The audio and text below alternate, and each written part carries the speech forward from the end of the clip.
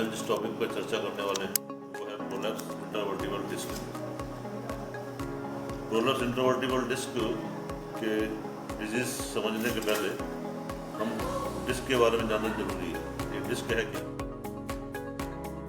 इसमें दो स्ट्रक्चर होते हैं। बाहर की तरफ रिंग्स होती हैं उनको बोलते हैं एनुलस फाइब्रोसिस, और बीच में जो सेमी सॉलिड मटेरियल होता है उसको बोलते हैं न्यूक्लियस पल्पोसिस। ये इस प्रकार से सर्वाइकल में 6 होते हैं, थोरेसिक में, और उसके बाद लंबर वर्टिब्रम। तो टोटल जो है 23 इंटरवर्टिबल डिस्क होते हैं। प्रेशियस मटेरियल है जो सेमी सॉलिड मटेरियल है उसका बाहर निकलना ही हर्निएशन कहलाता है, हर्निएटेड डिस्क कहलाती है।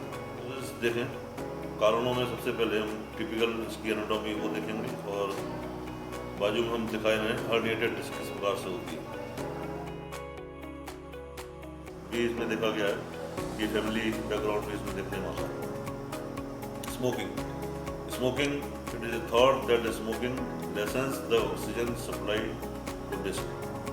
स्मोकिंग से डिस्क पर ऑक्सीजन सप्लाई कम होती है, जिसकी वजह से वो टूटने की संभावना उसकी रहती है और हार्निएशन इसमें हो जाता है।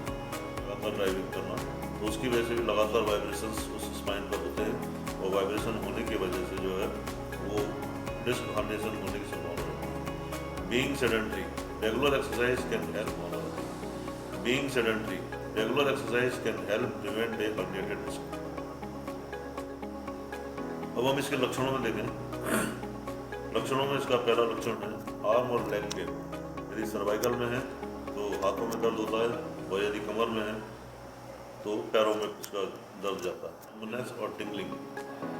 People who have herniated disc often have radiating numbness और टिंगलिंग सेंसेशन, यानी झुंझुनी टाइप की में और सुन्नता इसमें हाथों और पैरों में दिखने में आती है।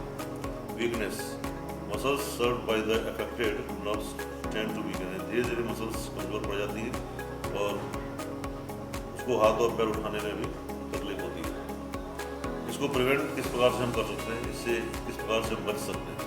तो बचने के लिए एक्सरसाइज बहुत ज़रूरी है। इसको प्रिवेंट किस प्रकार से हम कर सकते हैं, इससे किस प्रकार से हम बच सकते हैं? तो बचने के लिए एक्सरसाइज बहुत ज़रूरी है। Strengthening the trunk muscle stabilises the support to the spine.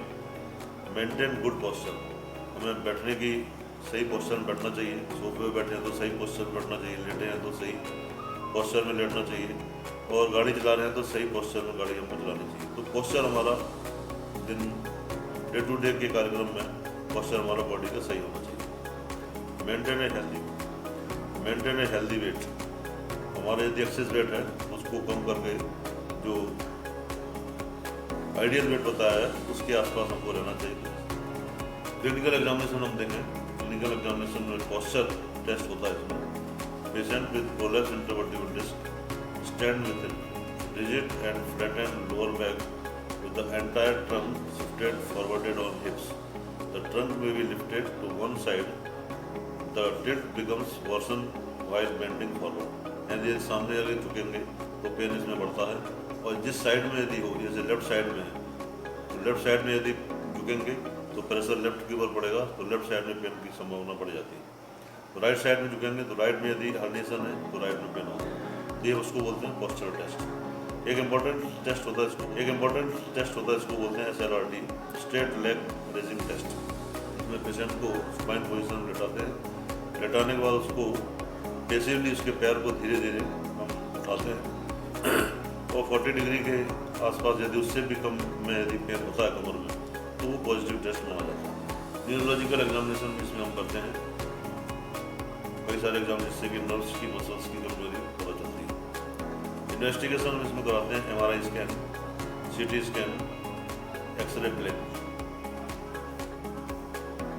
Treatment में कंजर्वेटिव ट्रीटमेंट में हम करते हैं। The patient is advised rest. सबसे इंपॉर्टेंट चीज़ इसमें होती है रेस्ट। पेशेंट को 100% बेड रेस्ट पर हम बोलते हैं। फिजियोथेरेपी के लिए एडवाइस करते हैं, मसल स्पाज्म एंड पेन दूर करने के लिए। ऑपरेटिव ट्रीटमेंट, यदि किसी चीज़ से ठीक नहीं हो रहा है, रेस्ट से भी आराम नहीं मिल रहा है, तो उसको फिर ऑपरेशन के लिए बोलते हैं। आयुर्वेद में पंचकर्म की प्रोसेस में हम लोग इसमें कटिबस्ती का प्रयोग करते हैं, अग्निकर्म का प्रयोग करते हैं, ब्लीच थेरेपी का प्रयोग करते हैं। इन विभिन्न ट्रीटमेंट के जो साधन है उन सबका प्रयोग कर पेशेंट को आराम दिलाने की कोशिश। Thank you very much. यदि आप मेरा चैनल सब्सक्राइब नहीं किया है तो मेरा चैनल सब्सक्राइब करें और लाइक करें, शेयर करें